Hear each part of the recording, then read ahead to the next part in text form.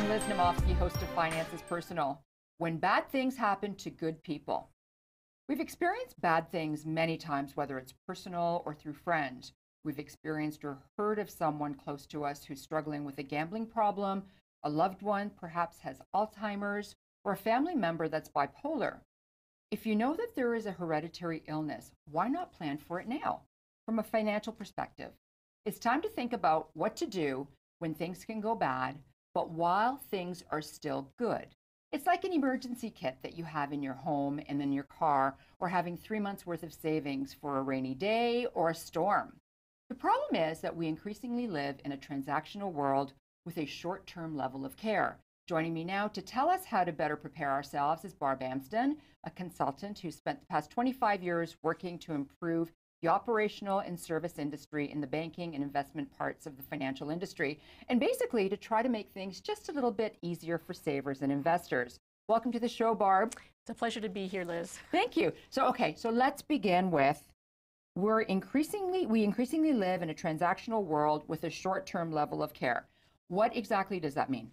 Well, we've come through a lot of changes in technology, and that's changed the way we work, the way we live, and the way we interact with others.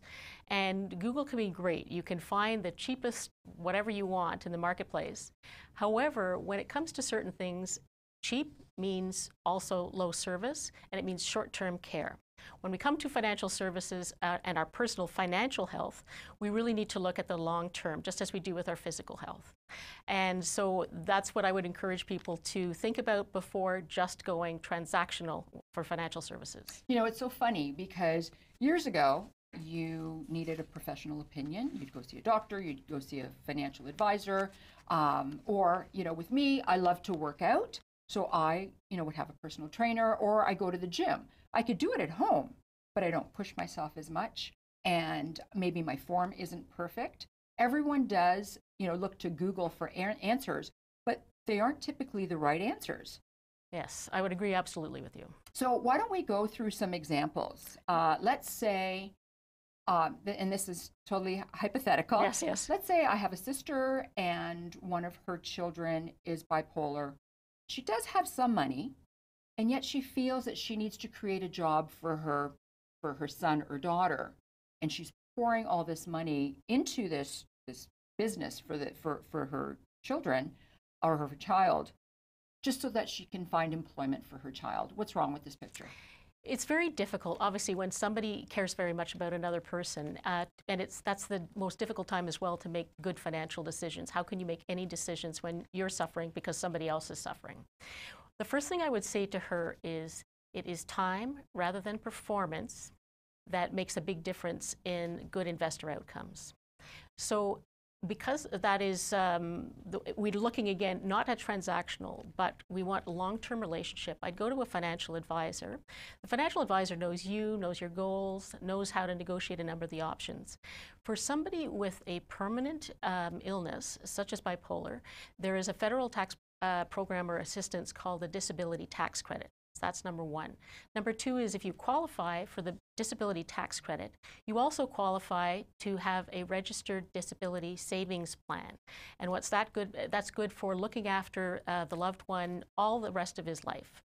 The final thing is, in Ontario, and I know there are people outside, so there may be equivalents in other provinces. In Ontario, there's something called the Henson Trust, so that if the son is on income support from Ontario Works, that he would be able to benefit from the Henson Trust without impacting the Ontario Works payments. So you talked about hiring an advisor, which I strongly believe in, because I always feel that you hire professionals to do the right thing. Now, what happens when somebody says to you, I don't make a lot of money, or I live in poverty, or whatever it is, I can't afford an investment advisor? What do you say? So first, before getting to your actual question, which is a very good one, is that a lot of people think you have to have a lot of money before you start. But there are some financial advisors that will take people on that have they can save as little as $25 to $50 a month. And that's after the emergency fund you talked about. Very good. And it's a pay-as-you-go expense. And if you actually looked at it, it's about the cost of a cup of Timmy's. So But there are people with low income that have nothing that they can really easily put aside. And there's an organization, I'm going to talk about a few organizations that provide free services that people can look to. So the first one is Prosper Canada. I'm going to read this because I can't remember everything. Sure, go ahead. Okay, thank you. So one of the things they can do is help access income benefits and tax credits, because many Canadians don't really know all of the programs that they could have access to. They can also come up, identify and share what are safe and affordable products, because there's some ones we'll be talking about later in the show that are not safe. Right. And finally, they provide consumer education. They do a lot of other things, but they provide consumer education and protection, because it's sad to say, people sometimes on a lower income, they're looking for something either to make spending decisions that will move them ahead, and at that point they can be subject to scams. So that's one of the it's just something that even people that are not low income can benefit from. Right. Also in Toronto, there's something called Financial Empowerment and Problem Solving, and it's an organization that for free and on a confidential one-on-one basis can help. There may be such things in other provinces, and people can call Prosper Canada, who will help connect them to services in their general area. Nice. Okay, so what about, I'm going to use another hypothetical, where you have someone that comes to you and says, my daughter keeps seeing all these ads, and she wants to take care of her money and invest on her own. What do you say to that? Well, first of all, it's very difficult sometimes for the parents to talk to the kids. So the first thing I would do is find somebody that the daughter trusts. Favorite aunt is a good one. And then have that person ask the questions. Do you have the interest? Do you have the knowledge? Do you have the discipline? I'm going to, again, read my things here. Do you have the focus? And it's got to be for the long term as well. This is not something you pick up and put down. It's all for the long haul. Do you have the comfort with risk? That's a key one. That's huge, because a lot of people don't understand that. And when they see the market so volatile, all of a sudden they want to bail. But the bottom line is, as you said, it's long term. We don't look at investing as a short term. Exactly. And another thing people don't think of necessarily is the fees. So they think of exchange traded funds or ETFs. They go up and down with the market. Can be good for sure to start out. However, if somebody's buying it through a discount broker with a low flat fee per transaction, it may end up wiping out some of the benefits of savings. So think about the fees. And another thing is, don't only look at fees. A lot of people think financial advisors are just there to pick stocks, and that's it. Why couldn't they do it themselves? Aside from the training they provide, what they're really providing is that long-term care. They are helping you. They're encouraging you to save. They made me make stretch savings. They know about taxes, and especially if the daughter is just about going into work, they can provide little bits of information about taxes, including the tax programs. So tax-free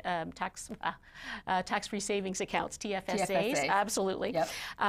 And they can also talk about insurance. A lot of people don't get insurance and then have a tragedy or a fire in their apartment and are not covered. Well, there's more to insurance as well. I did a show with Sarah Zolo early on, and she talked about what type of investment products or insurance products women specifically need and we need, because a lot of people think, oh, I need life insurance, but if you're not married and you don't have children, what do you need life insurance for? Exactly, and especially if you don't have a mortgage. So it's the mortgage interest that sometimes the life insurance then would go to pay for. You and I met and we were talking about this. January 2019, I was reading the Wall Street Journal, and they were talking about these apps that people have downloaded on their phones now, and instead of really being engaged in social media, it's trading apps, right? And I need to read this for you, because basically they were saying that these apps have alerts and to let you know how the stock had gone up, and typically these stocks are between $1 US to $5, so very, very small cap. However, it is almost, it's almost like a fear of missing out, right? Tell your friends, recruit your friends, and you can win free shares. Like, that is not investing. That is not what saving your money for retirement or saving your money for a home is all about. And, you know, one of the quotes in here was, you know, people trade to kill time. And that really bothered me, because if I'm going to kill time, I will maybe look at Instagram or look at my Twitter feed and see what's happening. I will not go and trade because I think it's time to, I'm bored and I want to do something.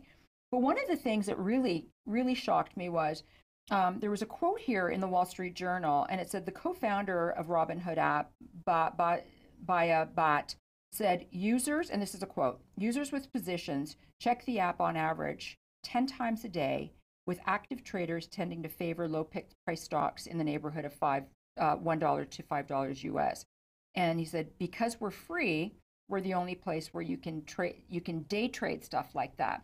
And so that phrase day trade really surprised me, because back in 2000, when I was doing a different financial show, I talked to Charles Kim, and Charles Kim had written this book on day trading. It was called The Swift Trader, Perfecting the Art of Day Trading. And when we were discussing the whole, perfecting the art of day trading back in 2000, which is a while ago, he said to me, if you're going to be a day trader, think of this. If you have $50,000 US, take that $50,000 US and spread it over your front lawn. Pour gasoline over it and set it on fire. If you're upset, then you're not a day trader. However, if it doesn't bother you, then that is what you should be doing. And I think a lot of people don't understand investing in day trading. And risk. That gets back to the very good example at risk. What is your tolerance for risk? But the one thing that I'll just add before we get on to some of the other questions is, if you are day trading, you're in a totally different tax environment, and therefore you could be subject to a lot more taxes. So I'd say check that out first. Okay, so Barb and I will be back after the break to discuss preparing yourself for when things go wrong here on Finances Personal.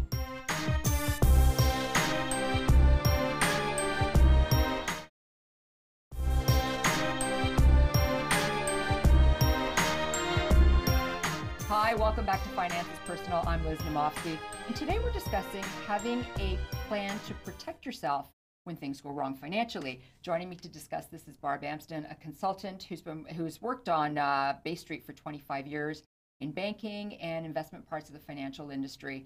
And I can't believe how engaged I am actually with you with this whole topic. Absolutely. And I honestly, when I was looking at prepping this, and I thought this is going to be really, really difficult to try to get information, but this is a really informative show that I think everybody should look at, because everyone loves having a great life. Yeah. But when things become tough and things become hard, you kind of lose faith in everything.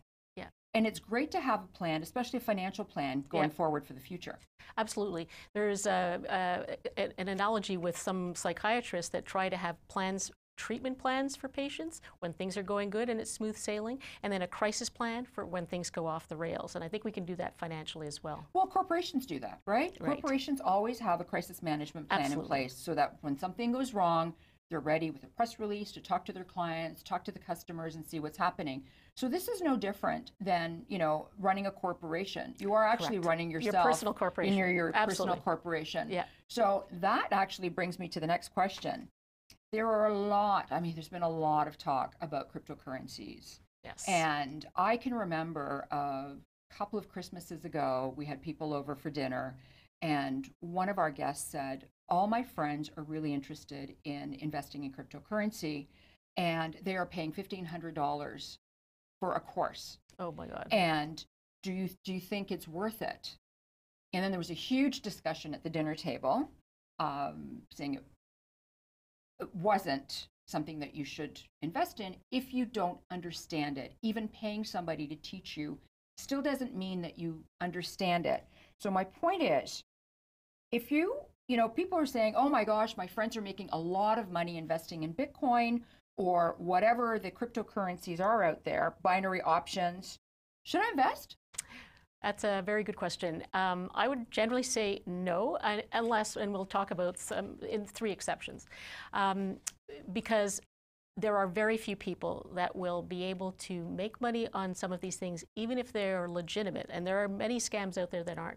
But there are a lot of cryptocurrencies out there that are legitimate. And that's what I want to make sure that they're not all scams. No, they're not all scams. Because it's just like every other business out there. Yeah. There are scams and there are legitimate businesses. Absolutely. So we're not being negative on any company. Absolutely. However, what I would suggest to people is, this is the good use of the internet. Google whatever product that you're looking into, and then the word scam or the word major loss. And that can give you a sense, because cryptocurrencies can come up in the major loss one. Volatile. Absolutely, they're volatile. So the real message is, don't invest in something if you don't understand it. Don't invest in something where the person that you're dealing with isn't regulated, or online sites that aren't subject to some form of government authority. And don't also, this is the most important one, don't invest if you don't have the money to spare. And by that I mean after expenses and after that emergency fund, which is so important. And I think that's a really key word, because, you know, that term FOMO keeps popping up, right? The fear of missing out. You know, I can remember during the dot-com craze where there were people on the street that weren't working in the investment industry that were telling people how to invest their money. Absolutely. Right? Absolutely. And not everyone made money. A lot of people, more people probably lost money than they made money. Well, and that's my final point on this thing is, for many people, in fact, investing in these types of things is nothing short of gambling. Okay, well, speaking of that, so what do you do, as another hypothetical example, if you know that your spouse has a little bit of a gambling problem and you have joint accounts? The gambling is difficult because it can be fun. However, it can have devastating effects, because there can be an adrenaline rush if you do start winning, and then all of a sudden you feel you've got to make up the money. So it provides a huge stress on people, family relationships, and so on. But first, I'd still say, check out if it is a gambling problem. And there are things you can do, obviously, to watch that, but the most important thing is to check your statements. However, checking your own statement, your own personal statement, isn't enough. You also need to look at joint statements. There is a case of an investment advisor who suspected that his client was actually taking out of his RSPs and so on, and then spending the money on gambling. There was this steady removal of money from long-term savings accounts. And it was only until that client started taking away from the joint account that the investment advisor, because of confidentiality reasons, could first talk to the wife. So first, check that it is truly a gambling problem. If it is, one thing to do is actually get the husband to go to a doctor, because it's not less gambling and more a mood disorder that can be addressed. Always, of course, come up with things that are going to keep the spouse involved and having fun activities, keeping him away from what is distracting him and what he wants to do. There's also, if it's very serious, there's Gamblers Anonymous, which is very much like Alcoholics Anonymous. It's a free peer-to-peer support group, and that works. And I came across, when I was prepping for the show, something called Gam Anon, and it's actually for the spouses and the children of somebody who has a gambling addiction, because we often forget that it's not just the person with the problem, but the people around them that are suffering. Right. On the money side, there are things that can be done as well. One thing is, cut up the credit cards, or at least put them aside or give them to somebody else for the time being. Put your expenses onto direct debit. Have somebody else manage the general money and so on, and then have the gambling person just work with cash. That's one way. Long term, if there has been a problem and the house is, the home is jeopardized and so on, there's an organization, again, free to those who use it, called the Credit Counseling Society. And they will help with things like debt consolidation. And again, it's done in a very respectful and non-judgmental way. So that's Credit Canada Debt Solutions, Inc. Lori Campbell runs that. Okay. And I've done a whole show on debt with Lori Campbell as well. And they are free. And they're great. They have, they've been around for, I think, 60 years or so, or longer. They've been around for a really, really long time. Yeah. And, I like the fact that you said, look at your statements. Yes. Because I look at every bill that comes in. People look at different bills and statements and put them in a drawer and don't look at them. I look at every Visa statement, American Express statement, bank statement, whatever it is, I look at it to make sure that everything on there is actually something that I've purchased. So important, because now that we're getting many of our statements online, it's just so much easier to forget it to the next month. So really put it in your day timer, put it in your app, whatever, once a month, go and check. So we'll be right back after this break to find out more about what a trusted contact person is here on Finance is Personal.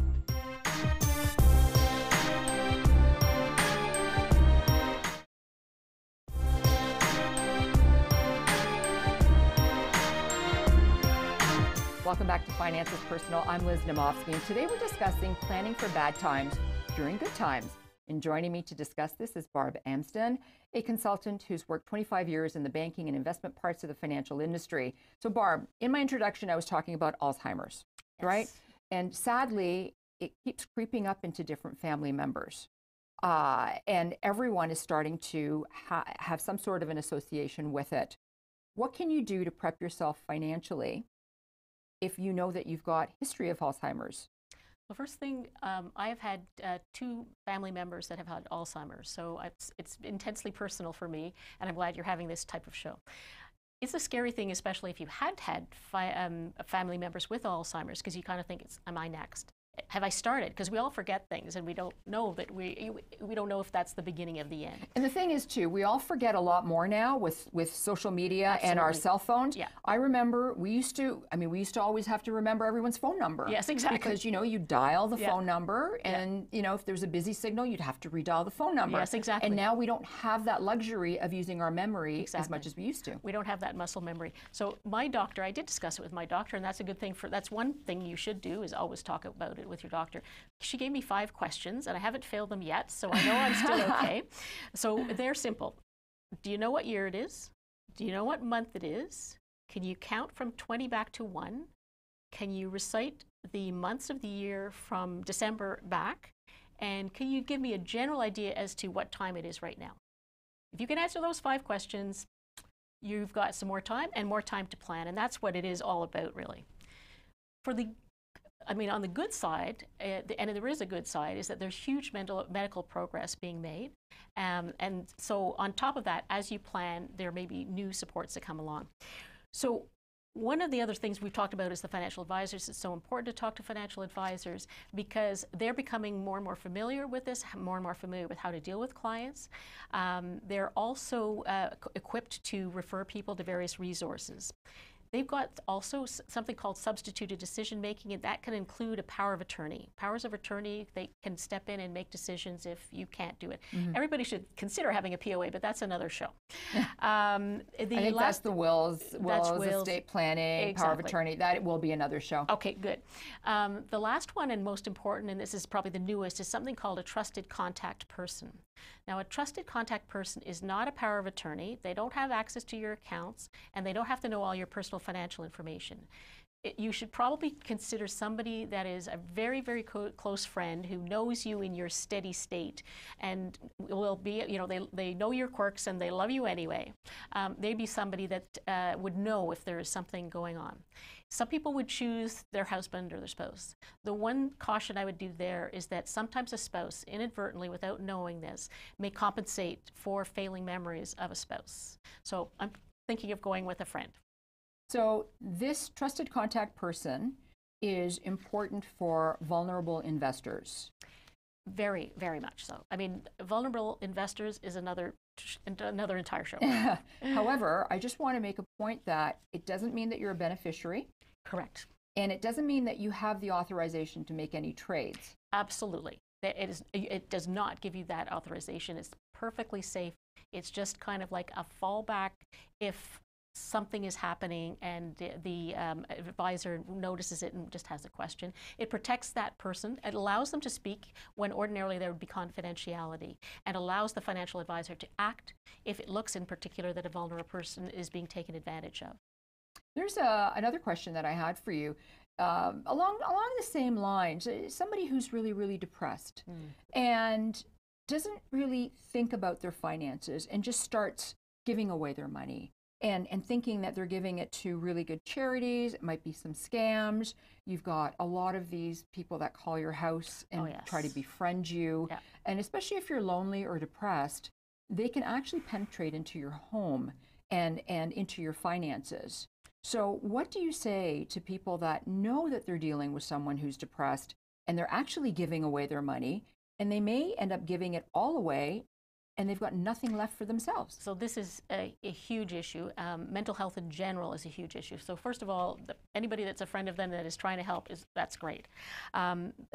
everybody kind of knows they're not alone in depression, but it's really hard to, when you're in it yourself, you actually don't want to be a burden, you're embarrassed, and therefore you don't go for the help that would help you. So in this, by age 40, the Canadian Mental Health Association says 1 in 2 Canadians will have or will have had a major mental health episode.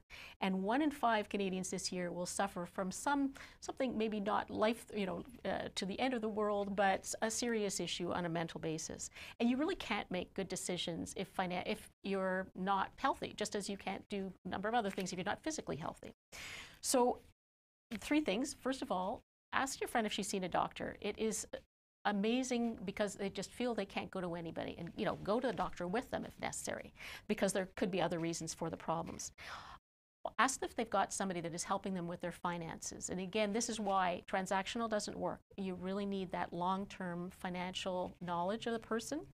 And again, on the positive side, there's some new rules that have come in that is requiring financial advisors, to ask for a trusted contact person, which would help in this case, or also it gives them resources so that they can, especially if it's a vulnerable person in this instance, they'd be able to talk to the regulator and perhaps have somebody come in, and especially if they're giving their money away. The last thing is, if you're depressed, it's so hard to do anything. And especially if the person has a family. There's a charity I heard about just this week. So if a parent is suffering from a disease or an illness, and that would include mental depression, you can call or check online. It's called CHAI Lifeline, CHAI Lifeline. They operate in Montreal and Toronto, and they're able to send in a team of people that can, do the cooking, help the kids with the homework, and so on. Again, just to get back to it, treatment plan and a crisis plan. If somebody has had episodes of mental depression, make sure they've got that crisis plan, not just for them mentally, but also financially. Okay, so we only have a couple of minutes left. Yes. One thing that I wanted to comment on is, it's hard enough to function when you have a headache. Yes. And a lot of people can't make regular decisions with a headache. So never mind if you're suffering from something else. That is not the time, especially if you're under pressure. Yes. That is not the time Absolutely. to make really, really major decisions in your life, especially financial decisions. Absolutely. Same thing in the case of divorce, loss of a loved one. Absolutely. Step back if you can. And the other thing is, an executor. Is it a curse? Is it a blessing? Well, it can be both, of course. So it's an honor to be asked. It's a challenge because it can be a lot of work.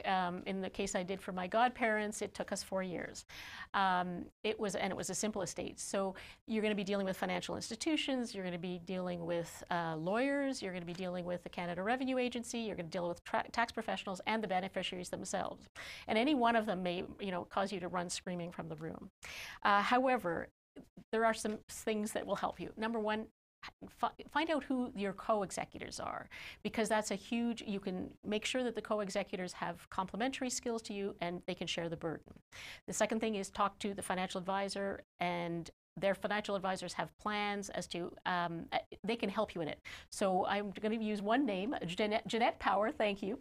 She was my godparents' advisor. She helped me once I was the executor for free to help navigate with the CRA, find out what was normal to, timelines for various things. And she was the one who also gave me information that I was able to go to one of the ombudsman to get money back because they'd inadvertently been put into the wrong type of investment.